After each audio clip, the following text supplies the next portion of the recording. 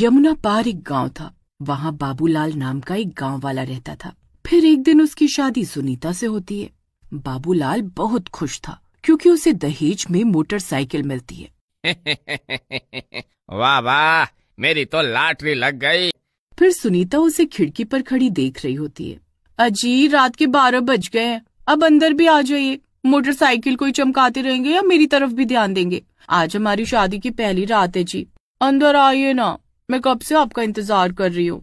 हाँ हाँ भाग्यवान, अरे अभी आया। बाबूलाल बहुत खुश था, लेकिन उसे क्या पता था कि उस रात उसकी जिंदगी बदलने वाली है। फिर बाबूलाल घर के अंदर चला जाता है। वहीं पास के जंगल से एक तांत्रिक गुजर रहा होता है। उसके हाथ में एक लोटा होता है। उस लोटे के अंदर उसने एक चुड़ैल को पिछले 20 सालों से कैद किया होता है। तभी उस तांत्रिक का पैर एक पत्थर से टकराता है और वो लोटा उसके हाथ से नीचे गिर जाता है और टूट जाता है। तभी वो चुड़ैल आजाद हो जाती है। अरे नहीं, यह मैंने क्या कर दिया? हे भगवान, अब क्या होगा? तभी वो तांत्रिक डर के मारे वहां से भाग जाता है। आखिरकार मैं आजाद हो ही गई। तभी वहां से एक मोटरसाइकिल वाला गुजरता है। चुड़ैल को सामने खड़ा देखकर वो डर जाता है और उसकी मोटरसाइकिल पेड़ से टकरा जाती है। अरे ये चुड़ैल कहाँ से आ गई?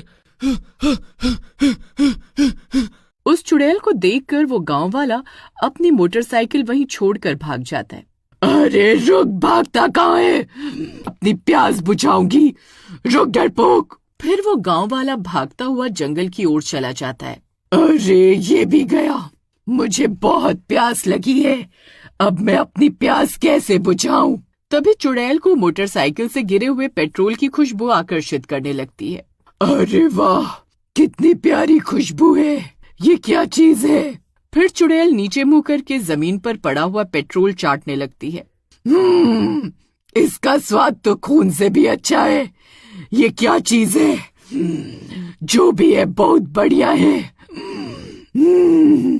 फिर चुड़ैल मोटरसाइकिल की टंकी का पूरा पेट्रोल पी जाती है। मजा आ गया। फिर चुड़ैल और ज्यादा पेट्रोल की तलाश में गांव पहुंच जाती है। गांव में किसी के पास भी कार नहीं होती, बस कुछ चुनिंदा लोगों के पास मोटरसाइकिल होती है। फिर चुड़ैल की नजर बाबूलाल की नई नवेली मोटरसाइकिल पर पड़ती है। फिर वो उसकी मोटरसाइकिल के पास बैठ जाती है और मोटरसाइकिल का पेट्रोल पाइप निकालकर पेट्रोल पीने लगती है। मजा आ गया। फिर चुड़ैल पूरी पेट्रोल की टंकी खत्म करके वहां से आगे बढ़ जाती है।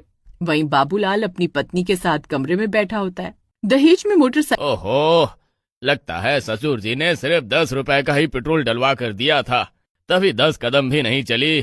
फिर जैसे तैसे वो मोटरसाइकिल को धक्का मारकर वापस घर ले आते हैं और थके हारे सोने चले जाते हैं। वहीं दूसरी तरफ चुड़ैल पेट्रोल की तलाश में पूरे गांव में घूम रही होती है। आज तो मजा आ गया, कल फिर आऊंगी। फिर सुबह होने पर बाबूलाल मोटरसाइकिल को जैसे तैसे पेट्रोल पंप पर लेकर जाता है और पेट्रोल टैंक फुल करवाता है और अपने काम पर चला जाता है। फिर आधी रात होने पर चुड़ैल दोबारा गांव में आती और बाबूलाल की मोटरसाइकिल का पूरा पेट्रोल पी जाती। फिर अगले दिन सुबह होने पर बाबूलाल मोटरसाइकिल स्टार्ट करने की बहुत कोशिश करता है, लेकिन वो स्टार्ट नहीं होती। फिर वो मोटरसाइकिल को हिलाकर देखता है। अरे ये क्या, अभी कल ही तो टंकी फुल करवाई थी, अरे इतने जल्दी खाली कैसे हो गई? फिर वो दोबारा पेट्रोल पंप जाता है और पेट्रोल फुल करवाता है। फिर अगले दिन चुड़ैल फिर आती है और पूरा पेट्रोल पी जाती है। फिर रात होने पर सुनीता और बाबूलाल खिड़की से छुपकर मोटरसाइकिल पर नजर रखने लगते हैं। तभी थोड़ी देर में चुड़ैल वहां आती है और मोटरसाइकिल के पास आकर बैठ जाती है और पेट्रोल पीने लगती है। ये देखकर उनकी आंखें फटी की फटी रह जाती हैं। चुड़ैल, अरे अरे ये चुड़ैल कहाँ से आ गई गांव में, और ये पेट्रोल क्यों पी रही है? अरे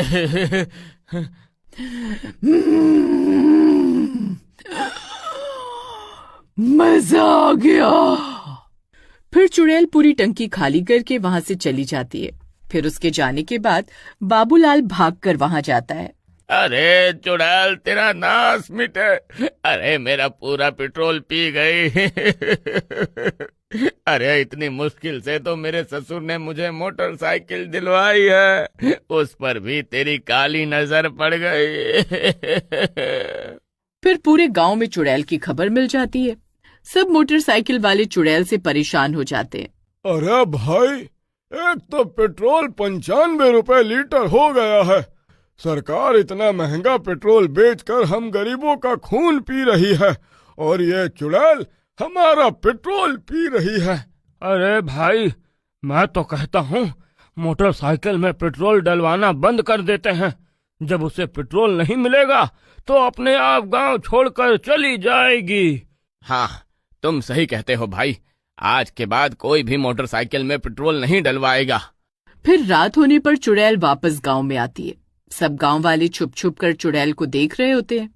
फिर चुड़ैल बारी बारी से हर मोटरसाइकिल के पास जाती और पेट्रोल पीने की कोशिश करती, लेकिन किसी भी मोटरसाइकिल में पेट्रोल न होने की वजह से उससे गुस्सा आ जाता है।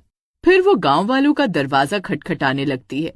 ए गांव वालों, खोलो दरवाजा, अब मैं तुम्हारा खून पीकर अपनी प्यास बुझाऊंगी। अरे अरे मर गए रे। अरे ये दाव तो हम पर ही उल्टा पड़ गया रे। अरे अब ये नास मिट्टी चुड़ैल तो पेट्रोल की जगह खून पीने की बात कर रही है। अरे अब क्या होगा? अजी आप घबराइए नहीं, मेरे पास एक तरकीब है। फिर सुनीता खिड़की पर जाती है और चुड़ैल से माफी मांगती है। चुड़ैल जी, हमें माफ कर दो, आप आज वापस चली जाओ, कल आपको पेट्रोल मिल जाएगा। ठीक है, मैं जा रही हूँ, लेकिन मैं कल फिर आऊंगी। हे भगवान, अरे अरे ये किस मुसीबत में फंस गए हम। आने दो इस चुड़ैल को कल दोबारा, इसे मजा मैं चखाऊंगी। फिर अगले दिन सुनीता मोटरसाइकिल की टंकी में गंगा जल भर देती है और वो दोनों चुड़ैल के आने का इंतजार करने लगते हैं। फिर आधी रात होते ही चुड़ैल दोबारा पेट्रोल पीने आ जाती है। अच्छा हुआ तू आ गई चुड़ैल, अब तुझे मजा आ जाएगा। फिर चुड़ैल पेट्रोल समझकर गंगा जल पी जाती है। गंगा जल पीते ही उसकी हालत खराब हो जाती है और वो तड़पने लगती है। अरे कमबख्त, तो ये क्या पिला दिया मुझे? ये पेट्रोल नहीं, गंगा जल था। गंगा जल? अरे नहीं।